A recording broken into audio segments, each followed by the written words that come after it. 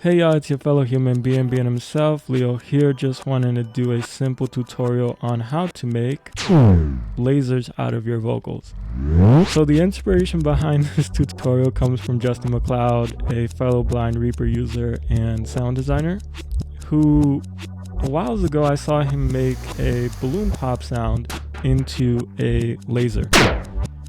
And I was like, I would like to take that and apply it to my vocals and see what happens. So if you want to check out some of the work that Justin has done, there are some links to some tutorials that he has done for Reaper related stuff, as well as how to sound design and audio drama in the description below. And if you want to support him financially, definitely consider subscribing to Zapsplat through his affiliate link below as well.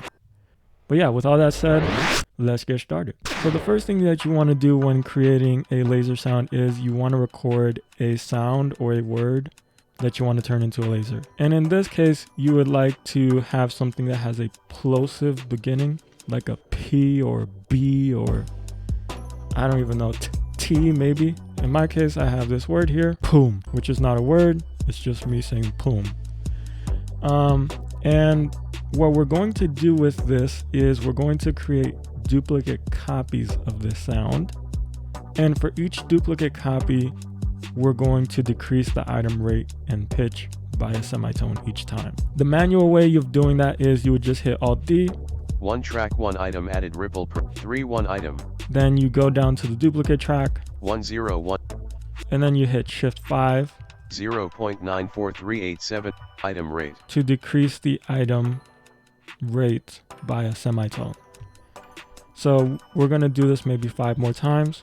One track, 4 1 item, 0.89089 4 1 track, 5 1 0.8408 1 track, 6 1 item, 0.79370 1 track, 7 1 0.7491 1 8 1 0.7071007 I. Okay, so we have 7 tracks in total. The original track plus 6 duplicate copies, and here's what it sounds like now. So it's not a complete laser, but it's getting there. The rule of thumb for creating a laser, at least according to Justin, in what I've kind of experimented with, it seems like 12 is the appropriate amount that you would like to have in creating a laser. So if I was to duplicate this maybe 6 more times. 1 9 1 0 1 10 1 0 1 11 1 0 1 12 1 0 1 track 1 13 1 0 1 0.529732 take minus 1 takes 1 0 1 14 1 0.5 item rate. Okay, so we have the last item at 0.5 the item rate of the original, and that's where you want it to be. So it's an octave apart from the original, and because you're an octave apart from it, it's also half the item rate. And here's what it sounds like now. And that sounds more like a laser, my dear fellows. Okay, so that's the manual way. So because the manual way can get kind of quite tedious, I decided I wanted to create a custom action to do this that basically takes all those actions and put them all in one go. And the custom action is called custom : duplicate track and decrease item pitch / rate. And this action you can find in the description below. So I linked a webpage where you can download it from what is called the Reaper accessibility horde, which is a place where a lot of stuff related to accessibility with Reaper is stored.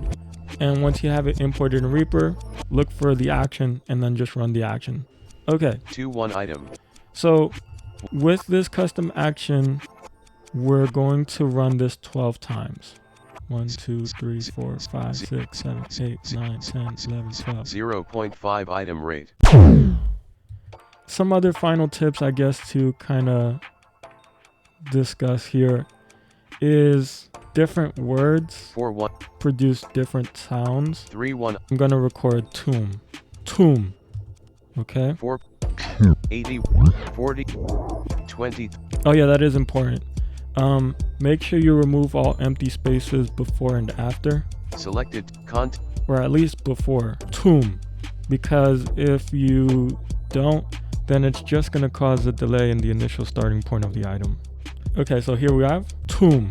And I'm going to run the action 12 times. 1, 2, 3, 4, 5, 6, 7, 8, 9, 10, 11, 12. 0.5 item rate.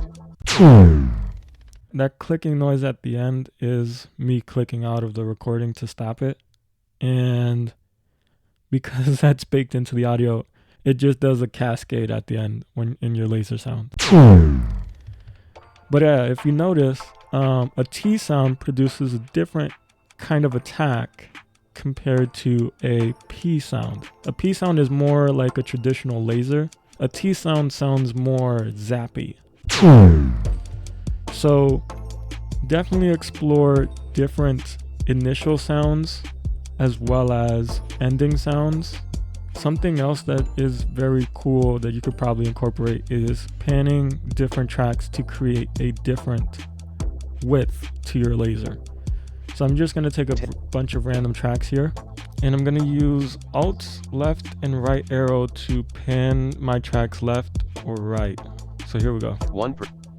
27%, 9, 1, 30% right, 8, 1, 38%, 7, 1, 36, 6, 1, okay.